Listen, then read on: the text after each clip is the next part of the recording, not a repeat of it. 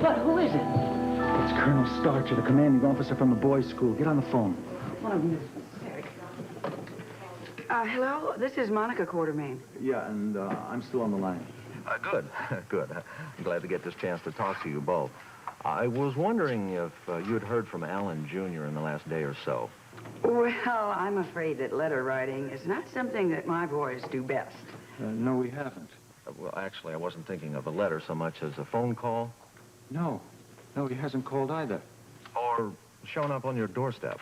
Shown up? Wait a minute, what are you saying? Well, it seems Alan left a note on his bunk saying he was leaving and going home. He's gone? Now, just wait one moment.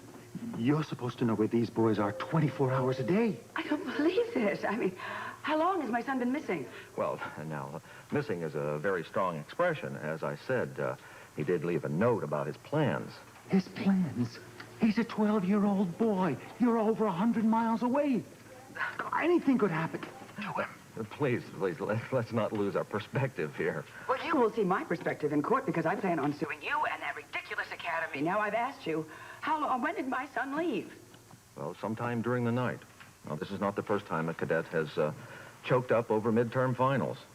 Sometimes they've fallen behind and they just don't want to face the circumstances. Excuse me, wait just one moment. My son happens to be a straight-A student. You please forget about the grades. Where the hell is he? Now, not all the boys find military life as rewarding as most of us do.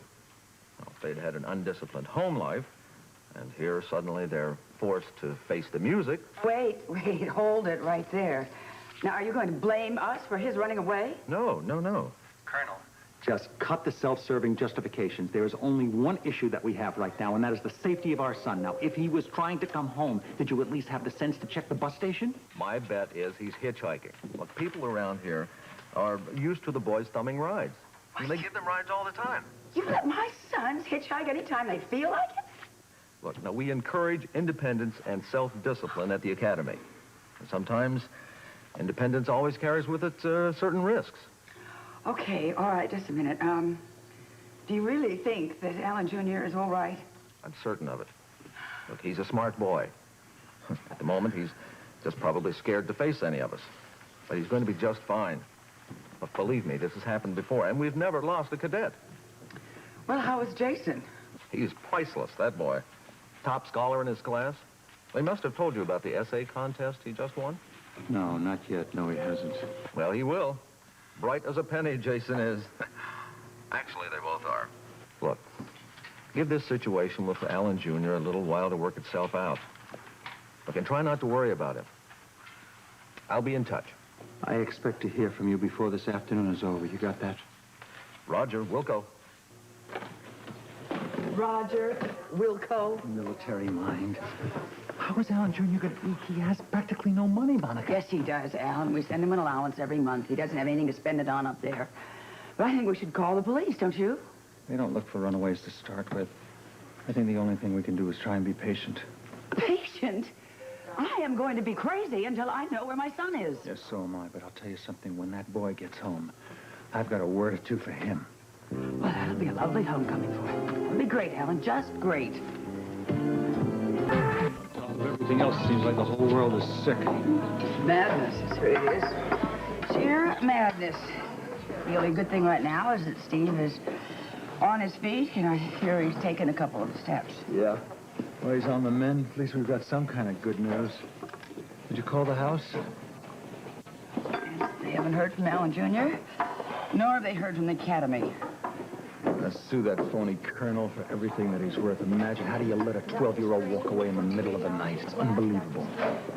You know something? Much as you may not want to hear this, we are partly responsible. Why? We're not at the school? Neither is our son, and he's not at home with us. Monica, I went to boarding school my whole life. It didn't hurt me. Well, maybe Alan Jr. hates it, Alan. Did you ever think about talking to him about it? Monica, the boy is on the marching team. He couldn't be more gung-ho about it. No. No, I never talked to him about how he feels about it either way. Well, neither did I. I mean, he never complained about anything. I assumed everything was fine. I don't know what the hell kind of father I am. I have no idea what's going on in my son's head. Well, don't get suicidal about it. What about everything else this Colonel Starcher said? Do you mean about his grades? That's ridiculous. He's a first-class student. Okay, well, maybe first-class students can't always live up to their promise. It's the pressure of tests and exams, things like that. I'll tell you something. We better learn a big lesson from this, Monica. And we better make sure that we get closer to both of our sons. We mustn't let this happen ever again. Okay, if you're really serious about that, then we pull both of those boys out of that school and bring them home. Maybe. I just pray right now, the way the weather is, that he's just on a warm bus on his way home. So do I.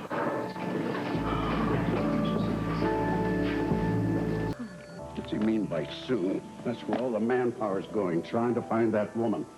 Scorpio has every police officer in this town on double duty and overtime. He still can't find his wife. Ex-wife. Well, what difference does it make? He can't find her, and he can't find my grandson. He hasn't even started looking for Alan Jr. Oh, Alan, stop it. Alan Jr. could walk in at that door at any minute. Well, I'd like to believe that. Have a little faith in the child. I just pray nothing has happened to him. He's run away from school, that's all. That's all? You did just the same thing, dear, and more than once. I never ran away from school. 3 times from school, twice from camp, and heaven knows how many times you ran away from home, claiming that we were mistreating you or something. Why didn't I think of that, Lila? Alan was always leaving home. Hence his son is doing the same thing, like father, like son. Heaven forbid. Why didn't you tell me you did that? Why should I? You blame me for everything as it is. Well, if you had taken a little more interest in the children's education, this probably never would have happened. Now, that is really the pot calling the kettle black. Enough. The way you're carrying on, anyone would think that I'm the only one in this family who has any faith in the boy. Children are amazing. They're capable of great things. I'm sure Mother's right. He'll be fine.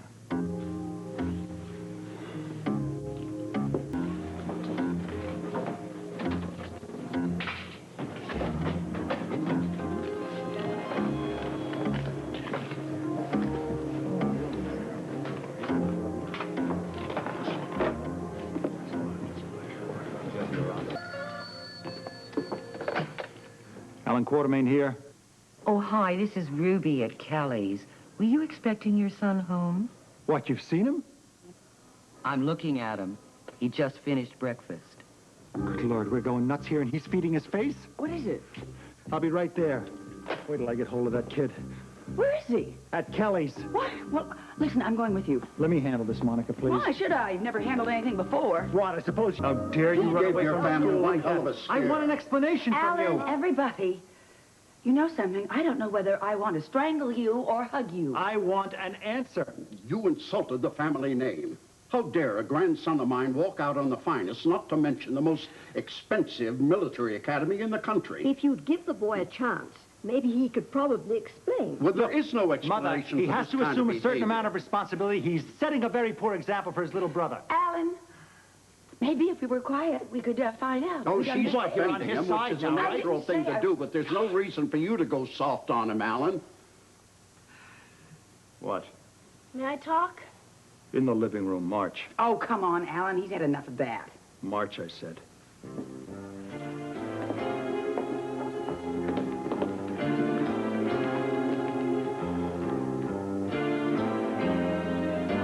Okay, well, we're waiting. First of all, I agree with you, Grandfather. Hmm?